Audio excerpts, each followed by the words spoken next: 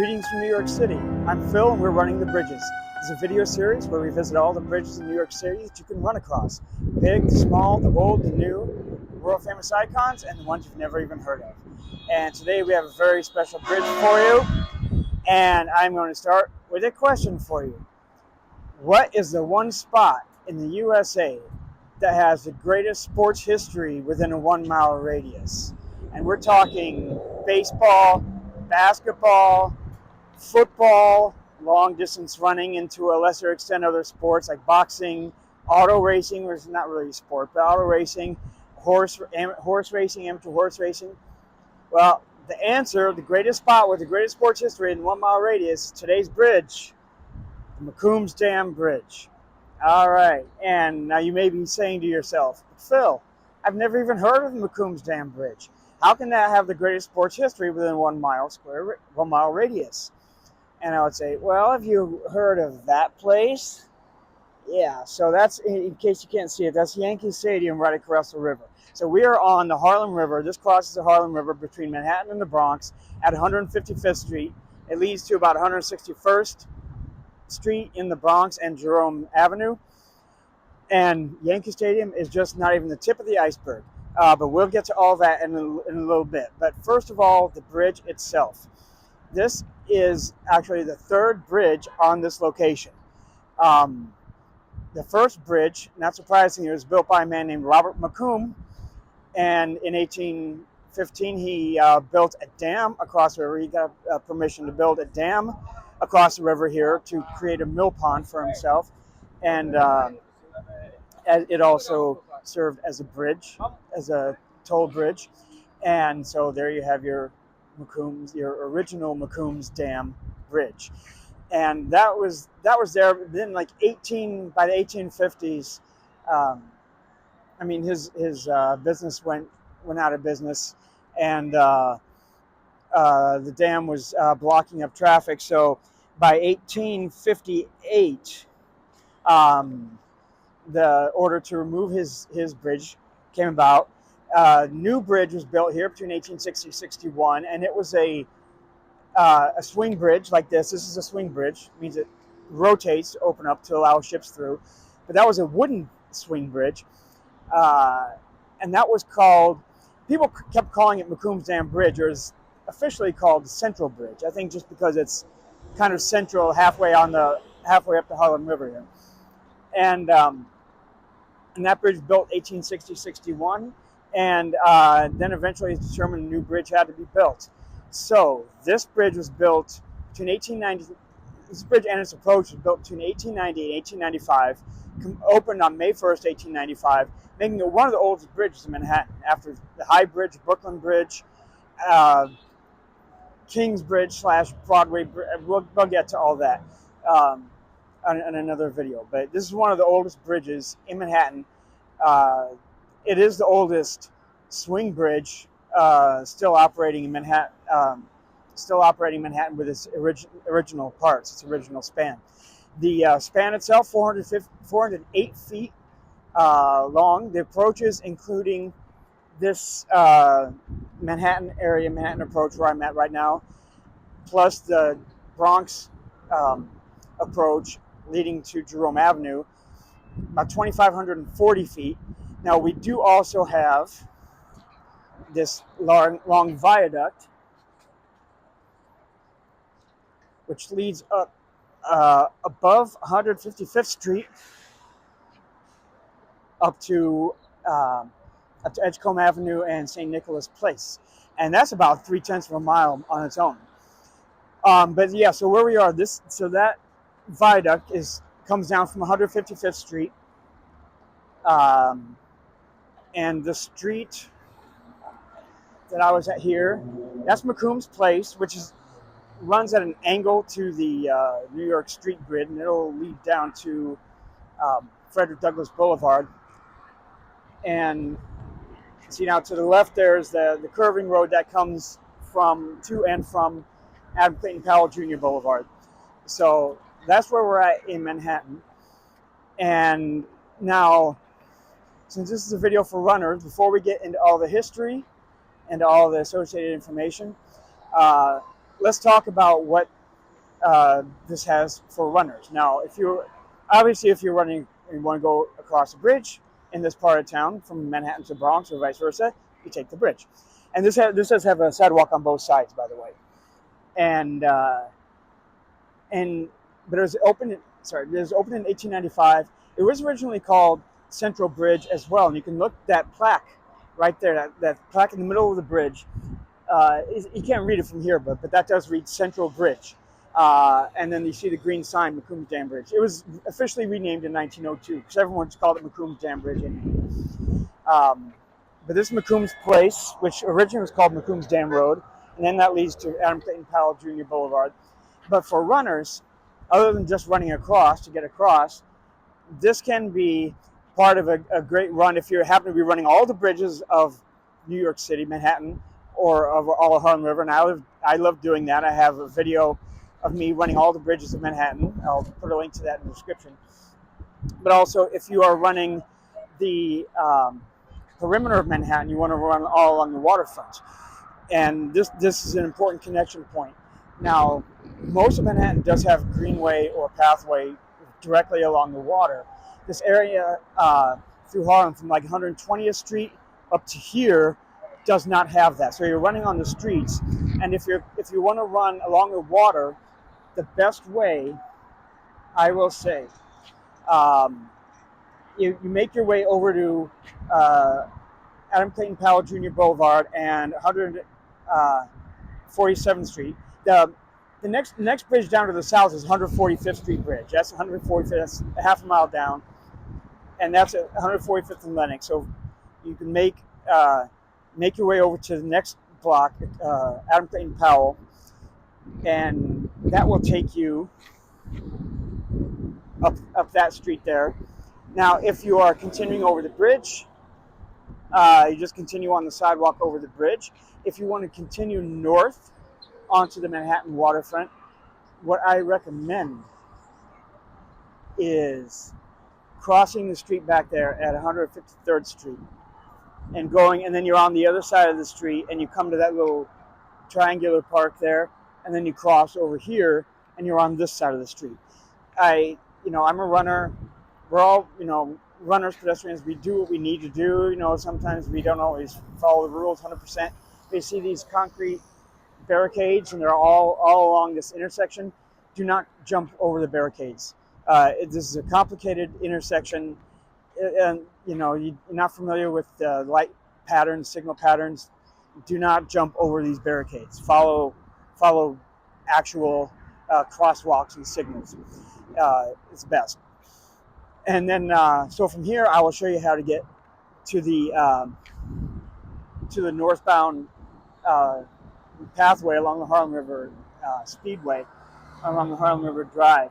But like I said, this is a complicated intersection. You have 7th Avenue was renamed Adam Clayton Powell Jr. Boulevard. So Adam Clayton Powell Jr., you have Macombs Place, you have the 155th Street, and then down Adam Clayton Powell Jr. at 153rd Street, there's an underpass. So there's actually a road underneath us here as well. And so if you happen to be running the perimeter of Manhattan, like I said, best to cross back there over to this little park area, and then you cross the street here and you'll see these stairs. All right, so then you go down the stairs, and there's a road that leads northward, and I'll show you that here in just a second. But that's so that's the best way for runners to run along if you're running along the waterfront. The Bronx waterfront is a little trickier. There's nothing directly along the water, but I'll get to the Bronx shortly here. Okay, so I'll show you them at the bottom of the stairs. Okay, so now again, if you're going north, from south to north along the waterway, we will have come down those steps right there. Those come directly from Macombs Place. You can see even those railings have that ornamentation. It's very nice. And we are at, this is 155th Street. This is the underneath the viaduct. So this is 155th Street. That's Rucker Park right behind me. So come down here, and this is Harlem River Drive feeder road. So you'll come down the steps, across the street, and you can follow this feeder road on the right-hand side of the park. And I'll just go a little ways up here to show you how you get back to Frederick Douglass Boulevard and continue on to the overpass, which will get you to the Harlem River Speedway. All right. So I'm going to show you this real quick. A short jog over here.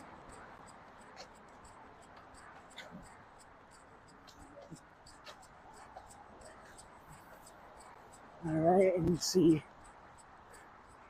the bridge in full in the background right there.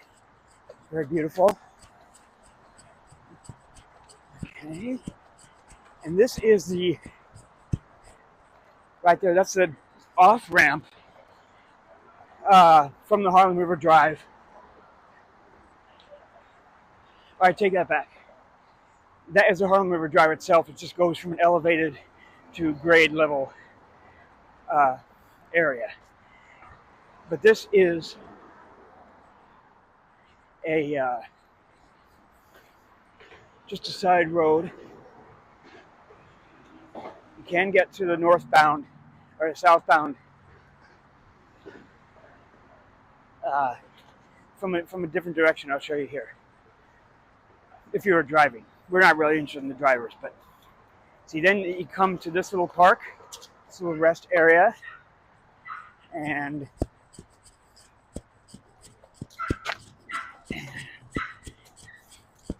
come to this intersection, and in order to continue on, that's Frederick Douglass Boulevard right there, that big street. So you want to cross over Frederick Douglass Boulevard, and if you're crossing here, be careful because there are no signals. Just be careful of the cars. But this does lead to this on-ramp for the southbound Harlem River Drive, which doesn't concern us as a runner, except that there's quite a bit of traffic coming through here. So anyway, so there is, and right, actually those tall buildings there, those are the Polo Grounds houses. That's where the Polo Grounds used to be. But we'll show that in a little bit. Okay, so that's that. Next location. Okay. Okay, so here we are now at the northern end of the Harlem River Drive feeder road. You are looking south. I'm looking north. The south to that way is the Harlem River Drive feeding road, which comes directly from Frederick Douglass Boulevard. So continue from Frederick Douglass, past the Wrangell houses, the housing projects there, the 14-story buildings. Go past them on the sidewalk here, on the outside sidewalk, and then you will come to, and I will show you where I am. This is the overpass that leads to the Harlem River Speedway, or Harlem River Drive. So, and there is the on-ramp from the Harlem River Drive onto the street. And right here, we see an automobile. This is the ramp that comes down from 155th and St. Nicholas Place. And I'll show you, this particular stretch of road right here goes down so the cars can turn then onto the feeder road down to Frederick Douglass Boulevard and onto the city streets. But so you go uphill then, just a short distance, and all right, so now you come to this spot, this crosswalk here. That's your entrance to the overpass. There's the overpass. It goes over the Harlem River Drive and continues onto the east side of the drive between the roadway and the Harlem River. And that continues for about 2 miles uninterrupted all the way up to Dyckman Street. Interrupted meaning no traffic crossings, but also keep in mind there are no exits. So once you get on there, you're all the way, you either turn around or you're all the way up to Dyckman Street, 155th and Dyckman Street. And this is all very heavily trafficked by pedestrians, runners, and cyclers.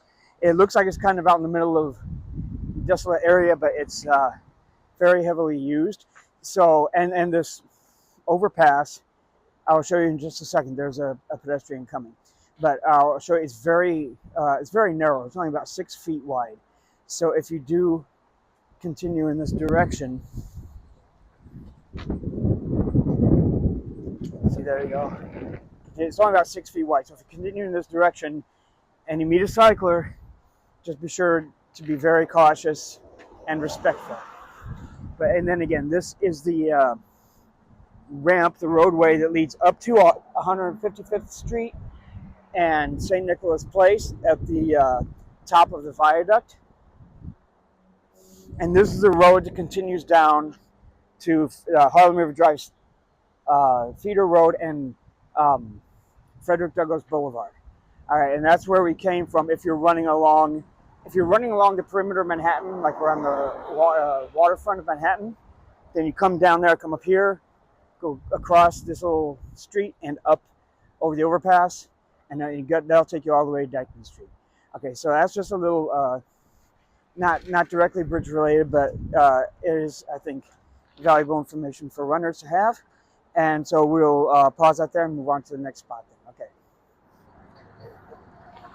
Okay, so I'm on the viaduct now leading, and you can see the bridge behind me. See the bridge behind me there? And I'm walking to the west. And right now I'm above Frederick Douglass Boulevard. It's right there.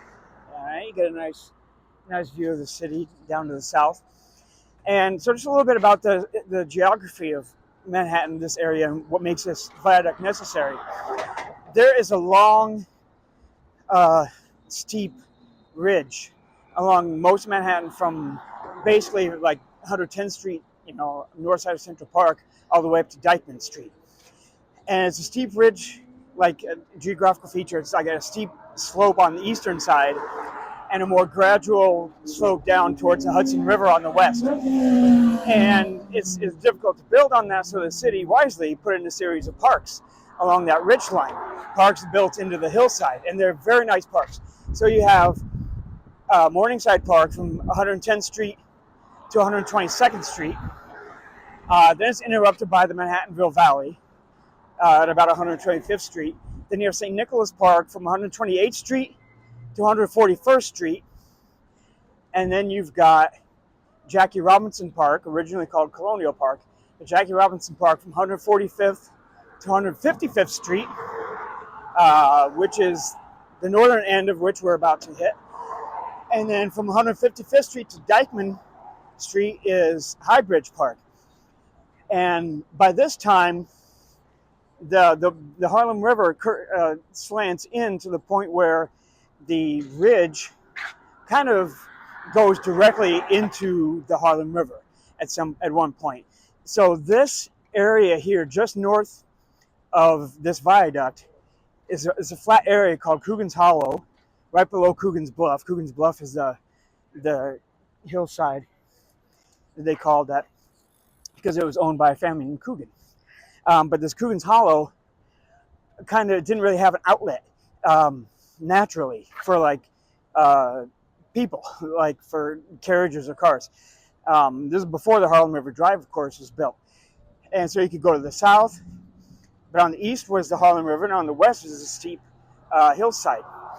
And so anyway, so it was difficult for carriages to get through, so this viaduct was built to connect the hillside, the Coogan's Bluff area, the top of it, with the bridge down at the Harlem River. And it's long. It's about 3/10 of a mile, and it rises about 70 feet. And so right now we are like, this is Jackie Robinson Park. You can't really see anything here, but Jackie Robinson Park, which at the bottom of it is a street called Bradhurst Avenue, and at the top, along the top of the park, is Edgecombe Avenue, which we are coming up to right now. But also, I just wanted to show you, talking about ornamentation. If you look at these street lamps, they have kind of the ornamental features on the street lamps. It's very nice. Um, but anyway, even on these sidewalks, you may want to, if you're running on these sidewalks, be careful because cyclers, e-scooters, e-bikes, they do use this quite a bit just because the street itself, there's 2 lanes in each direction, 2 lanes of traffic in each direction, but it's narrow. There's really no room for bikes, unfortunately. So most of the cyclers use the sidewalks. But this is right here. If you come around the steep corner, this is Edgecombe Avenue, which runs along the top side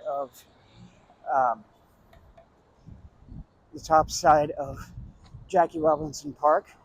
Now we're at the intersection. We're at the top of the viaduct at this intersection, and I'll just kind of show you because it's a nice little spot. And we even have this monument and a water facility. So we have water. I don't know if this fountain works. It kind of works. I wouldn't trust it. We also have waters for the doggies. Can you see that? Yeah, water for the doggies. Water for the doggies down there. And water for the horsies. And right here, there is a plaque presented to the city of New York by John Hooper, erected in 1905. 1895. What am I talking about? 1905. 1895.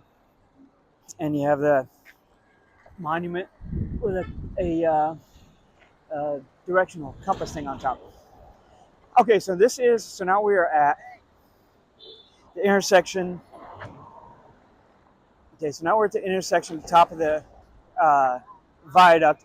And this is also a complicated intersection because you have multiple streets coming together here at one time. You have Edgecombe, which comes down from there and runs down here. This street right here, St. Nicholas Place. And this down there, that's the ramp that leads down to the Harlem River Drive, to and from the Harlem River Drive for vehicles and also for pedestrians, which I'll show you that here in a second. And then just up the next block is St. Nicholas Avenue. But this is St. Nicholas Place. This St. Nicholas Place right here. So when you're crossing through here, and I'm going to go across, just be careful. Use the signals. All right. And I'm just going to go a short distance down this other side, on the north side, just to show you a couple of things. All right. So there's the walk down. See how some of this ornamental railing is still up on part of it. This is like the original railing. Isn't that nice? And right here, there's a staircase which leads down to the bottom of the hill on the street. And it's long and it's steep. And right up here then, back at the intersection, right where the city bike dock is, you can go down there and that'll lead you to the Greenway, the Harlem River Speedway, the Greenway that goes all the way to Dyckman Street. All right, so that is a little bit about that. Okay, so now let's start talking about some of the sports history of this area. And of course, most of you will know when I talk about sports history of this area, I'll be talking about the polo grounds. So I'm going to start going down this staircase just so we can get a better viewpoint. Now, there were 4 different polo ground stadiums. First one was built 1879 at 110th Street on the north side of Central Park, between 110th and 112th and 5th and 6th Avenue. and that was built for polo. And there was a professional baseball team called New York Metropolitans that began playing there in 1880. They played there from 1880 to 1885. And then there was another professional baseball team that started up 1893 called the New York Giants. And they started playing there in 1893. 1883, to 1888. The venue was, of course, mostly used for polo, but it was also used for college baseball, college football, other sports. But that was down on 110th Street. That was slated to be demolished so that they could develop the area for residential use, continue the street grid layout actually out street grid that had been planned since 1811. So that was demolished. Polo players, I don't know where the polo players went, but the baseball players came up here. So the second polo grounds, oh, you can not quite see it yet. Second polo grounds were built up here. And that was built 1889, near the end of the season. And like I said, this area was called Coogan's Hollow. It was part of the Coogan estate with the bluff right up on the top of the hill. And the Giants, New York Giants, had leased out the land for the baseball, for the stadium.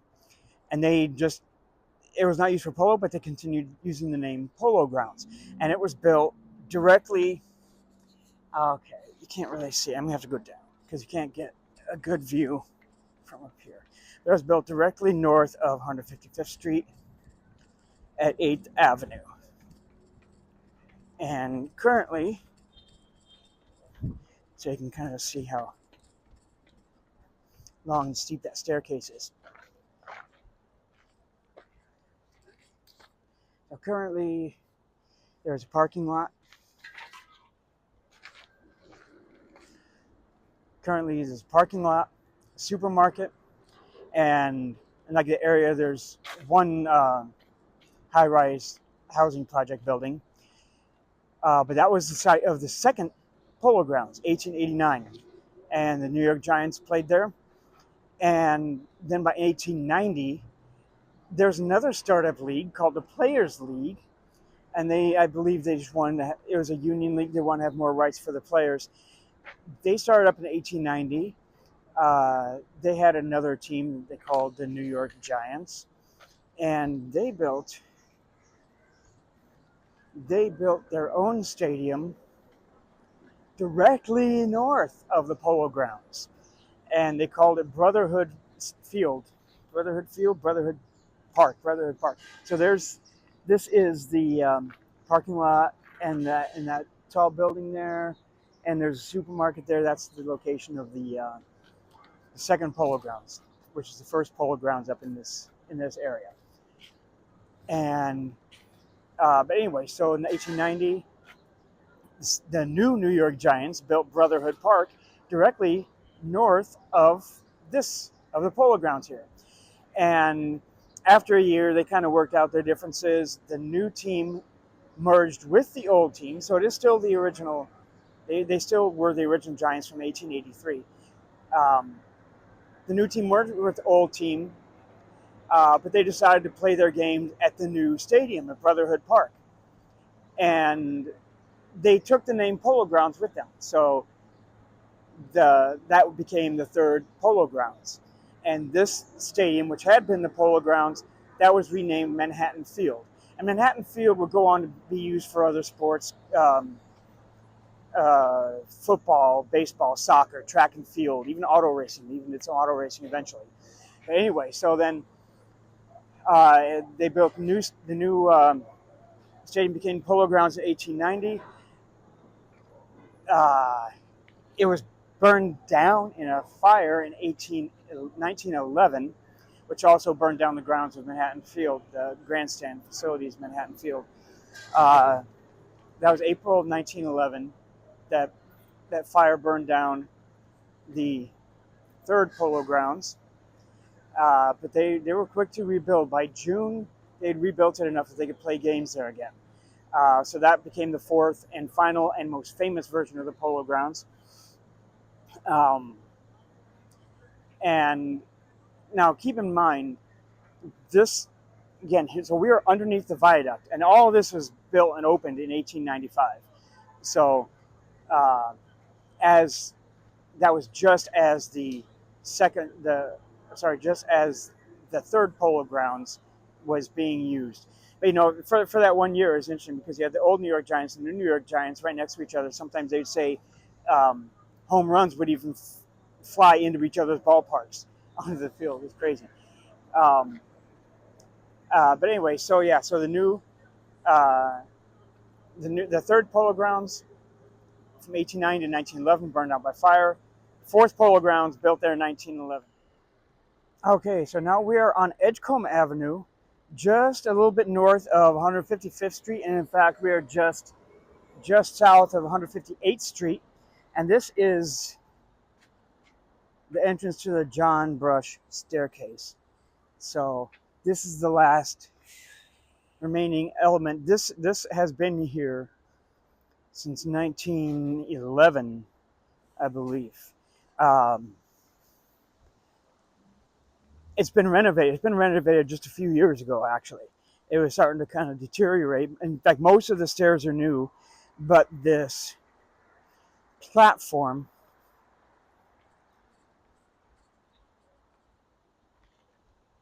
right here, the John T. Brush stairway presented by the New York Giants. Yeah. Brush stairway presented by the New York Giants. And so, of course, this leads down that roadway there is. Oh, the roadway is the Harlem River Drive, the ramp to the Harlem River Drive. The Polo Grounds is just on the other side of that. So a lot of uh, attendees would come down these staircases, go across the street and into the stadium. And right now they made a little sitting area here. This is frequented a lot actually by livery cab drivers, taxi drivers. On their break, they take their lunch breaks here a lot. They park along the road there, and it's a nice little seating area. And this is the Harlem River Drive roadway. And you see just up to the north, we'll get back to 155th Street. And down to the south, and you have to cross over because this sidewalk dead ends here on this side. You cross the street, and you go down to the south, and you'll hit the Greenway. So there are two entrances to the Greenway, which you've seen. But that's the John T. Brush stairway. And the other interesting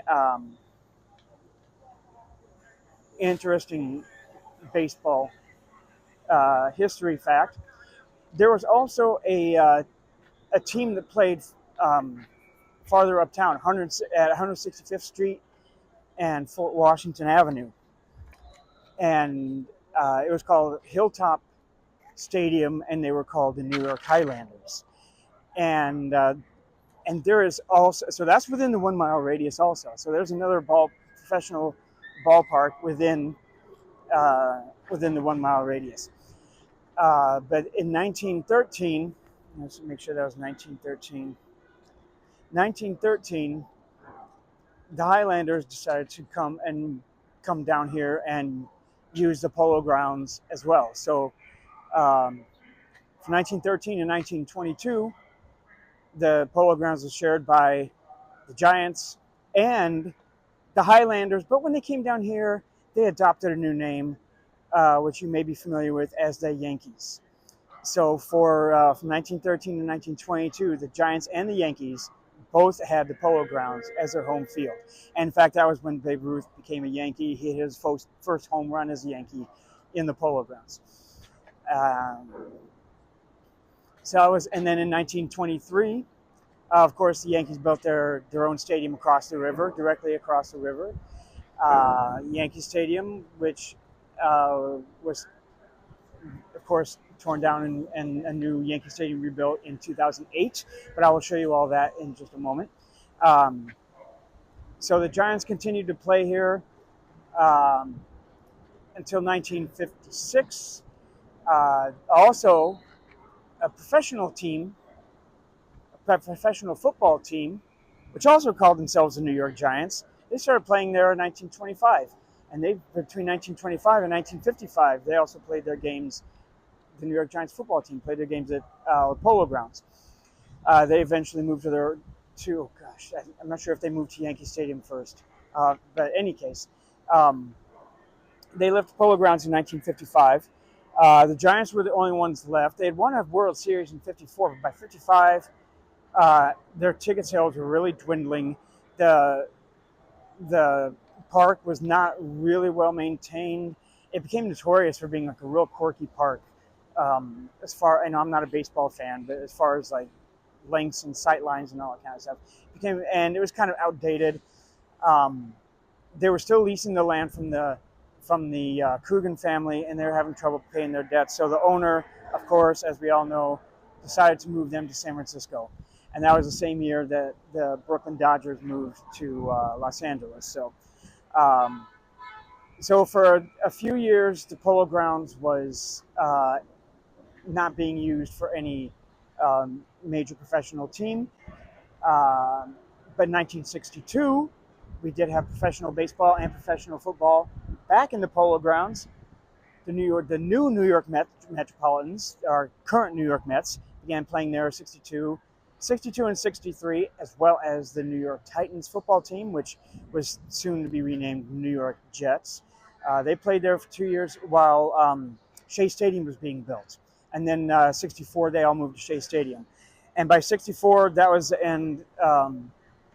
That was really the end of the Polo Grounds. Actually, the last game. Oh my goodness. Yeah, the last game was 1964. It was torn down very soon afterwards, and these housing projects were put up there. The big, tall, 30-story buildings. Those are currently called the Polo Grounds Towers. So the name does remain in that sense. Uh, there is a marker on 2991. Well, this building is 2991/2999 Frederick Douglass Boulevard. There's a marker on that marking the approximate location of home plate, which I will show you. And so that is just a little bit of, and then Manhattan Field continued being used for a while. I believe in the 40s it was eventually paved over for a parking lot. And but aside from the baseball, and professional football, there was college football played here. Columbia University used this for a while. There were boxing matches. Joe Louis had a very famous fight here. There were musical performances, opera, classical music. There were, like I said, auto racing. There was track and field here at Manhattan Field, and so a lot of different sports. And when you talk about horse racing, there's some horse racing, but I guess I want to talk a little bit about the Harlem River Speedway, which you saw at the top of the hill there. That was built eventually in, I don't have the exact year, but in the 1890s, either 1894 to 1898, somewhere around there.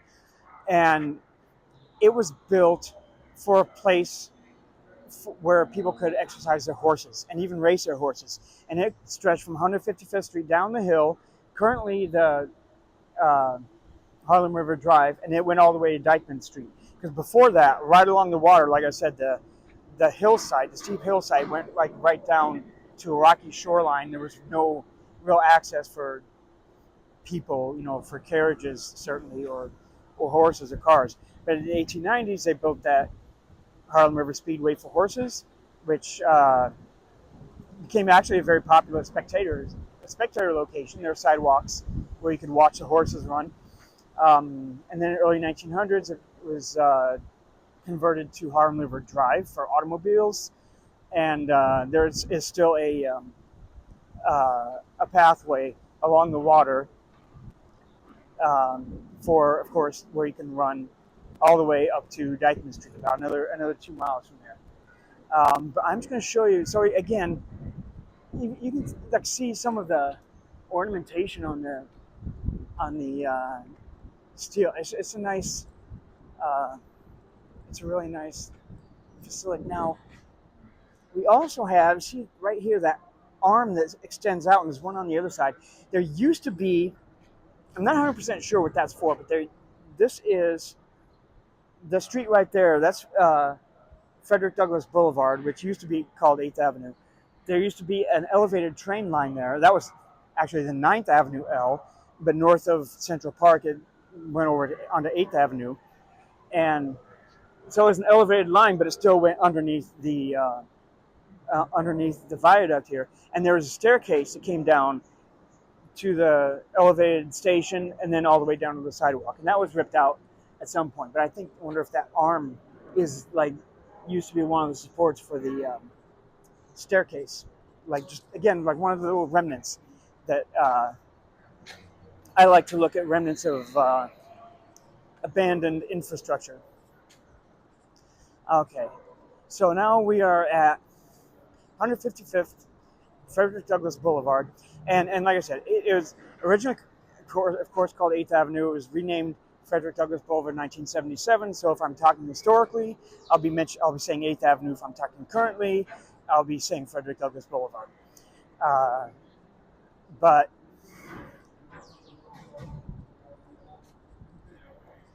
this is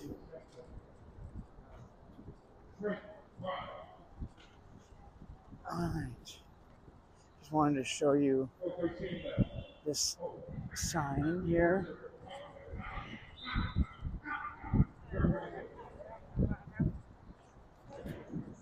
All right. Welcome to the Polo Grounds Tower. So the name remains, and even on the walls they have some baseball themed murals.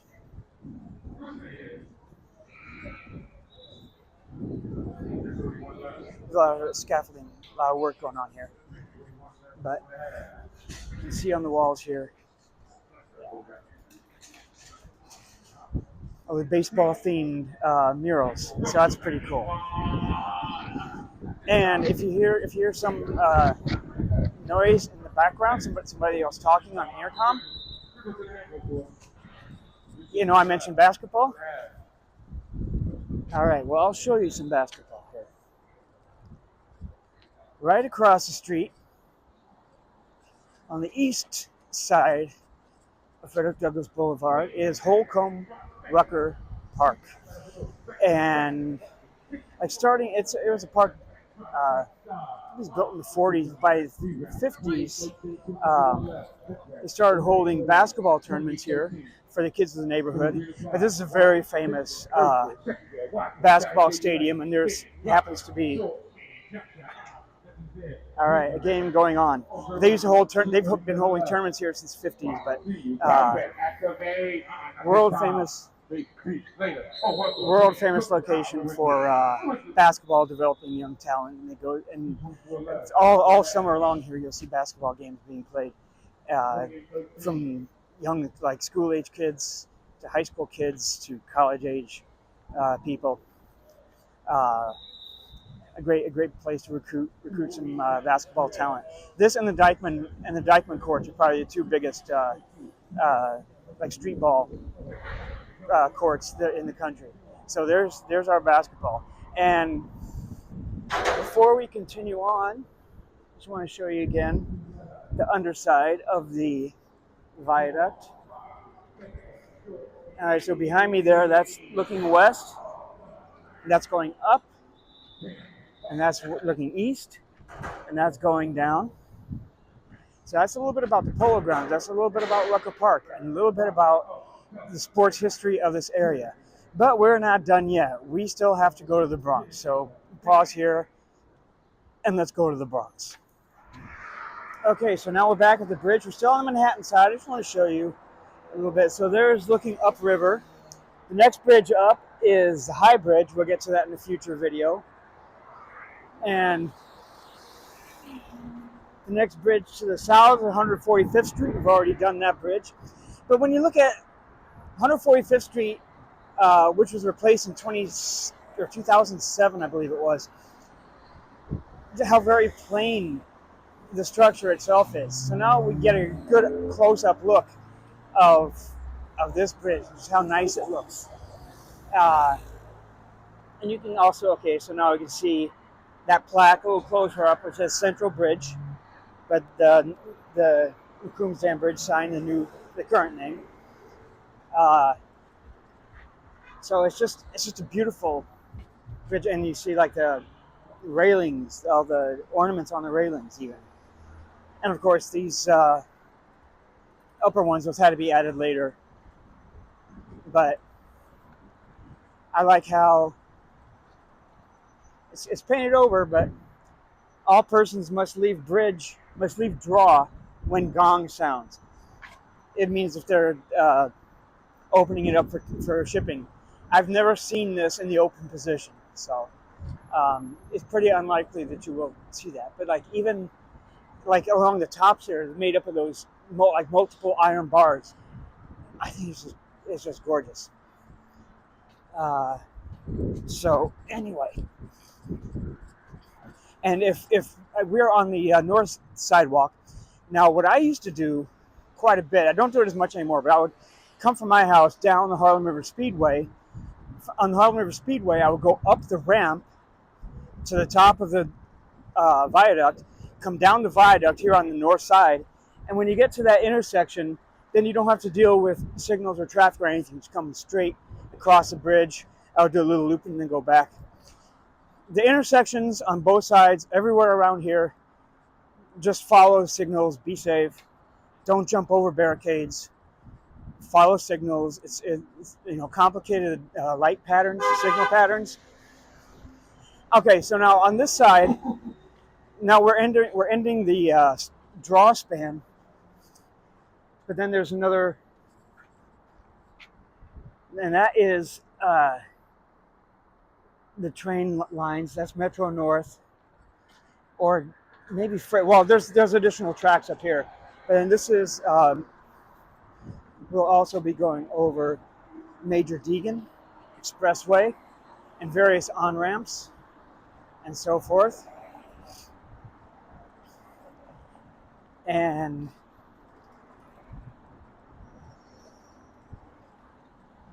all right, and so now we're going over there is a second truss span that was built at the same time. And this, like at the time this was built in 1895, this was all just marshland. There was, well before Yankee Stadium came up, but it was just marshland. These railroads would have been here, I guess. They're currently Metro North train tracks. All right, and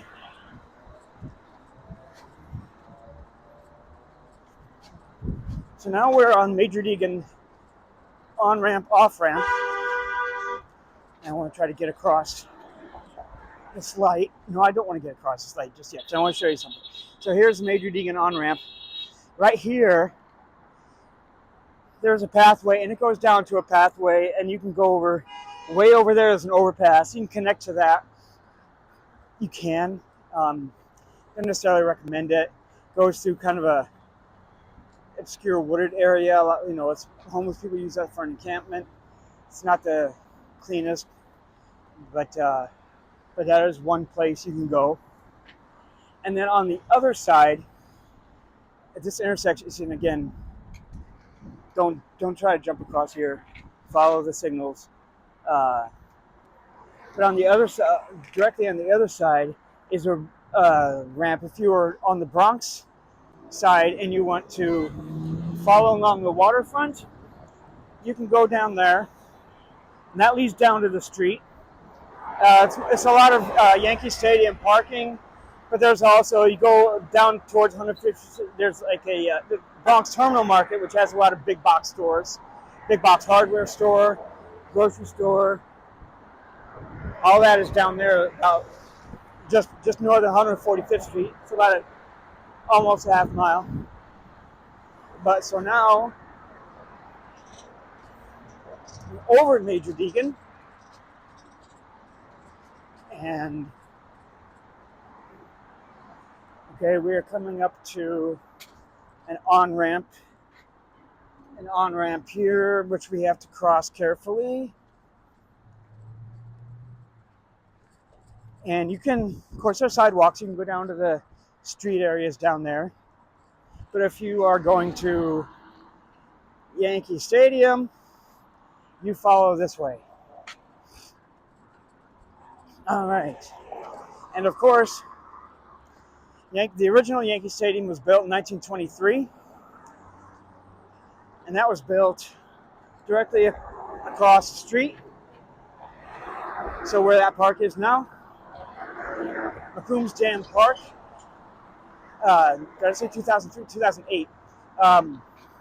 But they basically switched where Yankee Stadium is now. That used to be the side of Macombs Dam Park, and there was a track there as well, track and field. And so they just basically switched. Put the stadium where the park was, put the park where the stadium was. There were a few years where they were in the process of demolishing the original Yankee Stadium. They took their time with that. They were selling off a lot of pieces and seats and whatnot as memorabilia. So there were a few years when there basically was no Macombs Dam Park, but it is there now, and I will show you that in just a minute. All right. And these are like parking garages. It must not a game today, not a home game, apparently. Yep.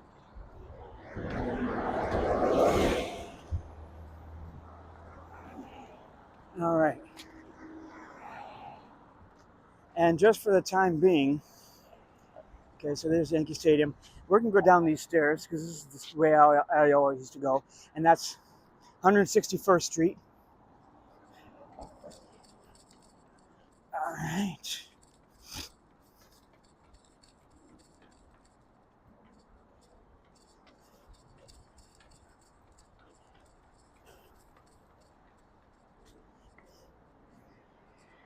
One 161st Street. All right, it's to the east. To the west is Jerome Avenue, sorry. And all right, I'm going to pause here, and then I'll show you just another thing here real quick. I'm going to pause. Okay, so now we are here at the very end, actually, of the bridge. This intersection up here, Jerome Avenue, that technically marks the end of the bridge and its approaches. And that's all told, that's well over half a mile. And there's Yankee Stadium, but Jerome Avenue, which is one of the major north-south thoroughfares in the Bronx, going that way. It continues down there. It only goes a short distance before it ends. But this is the very end of the Macombs Dam Bridge. But it's not the end of the video. It's not the end of the story. I'll be right back. Okay, so we are in Macombs Dam Park. This is Joe Yancey track, and this was actually built on top of a parking garage. Back in the old park, it was on the ground, but here it's on the top of a parking garage, and there are concerns that it's not being real well maintained. The surface is in not good condition. I just did a lap on the track, and I'll show you that. So I'll insert that here. Okay, so I'm on the track now on Joe Yancey track. Nice view of the stadium from here. But you can see the track is pretty worn. It's pretty worn out, and there are spots where all the rubber is missing, and there's a couple seams are bubbling up a little bit. You can still run on here, but it's not good for like true performance, like for sprinting or anything like that. I wouldn't use it, but you can still come up here and run on it. In any case, so that's just a little bit of a look. Yeah, I see a little patchwork there. Yeah, I would not want to do any any like real serious sprinting or anything on here. Anyway, but that's it. Yeah, the surface is not in great condition. But aside from that, you can still run on it at a slow. I would not do any like real sprinting or real performance running, but if you just want to, do some laps, maybe for a long distance runner, it can do some speed work on that maybe. But the next thing they do also have some spray misters there, which is a nice feature. And then you can come down the stairs here to the rest of the park. There's ball fields, and that, like where those fields are, that was the site of the original Yankee Stadium. Uh, yeah, so they just basically switched places. You have the 4 train right there, the subway elevated here, and that is a little bit about the new Macombs Dam Park, Joe Yancey track. Now, Joe Yancey was named after. He was the founder of New York Pioneers Club, a running club in 1936, which was notable for being an integrated interracial club. And at that time, that was significant. And probably its most famous member was Ted Corbett, who would go on to become a Olympic marathoner in Helsinki in '52, and a national champion marathoner, and world-class ultra runner. He was known to be the founder of modern ultra running here in the U.S. And as mentioning Ted Corbett, we're going to pause for a second and then hit one more spot before we go. Okay, so one more thing I wanted to show you. I mentioned first at the very beginning, one of the sports that's very big in this area, has very big sports history, long distance running. And right where I'm standing, this is just north of the bridge on the Bronx side, Ogden Avenue. There's Ogden Avenue, Jerome Avenue. It's the very southern end of Jerome Avenue. There's the Major Deegan on-ramp. This is Sedgwick Avenue. And there's the bridge. You can see the bridge going up there. This was the start and finish location. As near as I can tell, it was right in this area of the Cherry Tree Marathon. Now, we'll go back to the start of the Road Runners Club of America in 1958. And Ted Corbett, who I just mentioned, African-American runner, member of the Pioneer Club, became the first president of the New York chapter of the Road Runners Club of America, which would be called New York Road Runners Club. Eventually, they dropped the club, New York Road Runners, but Ted Corbett was their first president in 1958. Their first race that the NYRRC put on was a 6-mile cross-country race in Van Cortlandt Park. But one of the first races they put on, February 22nd, 1959, the Cherry Tree Marathon. And that started here at this location, right by the Macombs Dam Park, Joe Yancey Track, and Macombs Dam Bridge. And it went up Sedgwick Avenue a few miles up to because I've seen the course map on this. It went up Sedgwick Avenue just south to just about Fordham Road and back. And that was about a 6-mile round trip, a 6-mile out and back. And they did that 4 times. But that was Cherry Tree Marathon, and actually Ted Corbett was the very first winner of that race. What was his time? 2:38 and something and that's in February. So that's a darn good time for running a marathon in February. But that was Cherry Tree Marathon, was held here in the Bronx from 1959 to 1970. And I think by 1970, they moved it into March. In 1971 and 72, they moved it into Central Park, and they called it the Earth Day Marathon. So it continued on until 1972, but at this location from 1959 to 1970, and it is generally considered to be the precursor of the New York Marathon. And starting in 1970, of course, they had the officially named New York Marathon in Central Park. So for a couple of years, they had the March Marathon, the Earth Day Marathon, and the Fall New York Marathon. And of course, New York Marathon history is well known to you probably all. In 1976, I moved to the 5 boroughs, but it all started here with Ted Corbett, New York Roadrunners Club, Cherry Tree Marathon on George Washington's birthday in 1959. So that is the last piece of information that I will implode upon you. And I will conclude the video with that. So if you watch this whole video, thank you for watching. There's a lot to get into. Like I said, I believe this is like the one spot in the U.S. with the greatest sports history within a mile radius. That bridge right there, the Macombs Dam Bridge. So thank you for visiting Macombs Dam Bridge. Come check it out. I hope to see you out here running sometime, and we'll see where the wind takes us for the next one. All right, bye-bye. Thank you.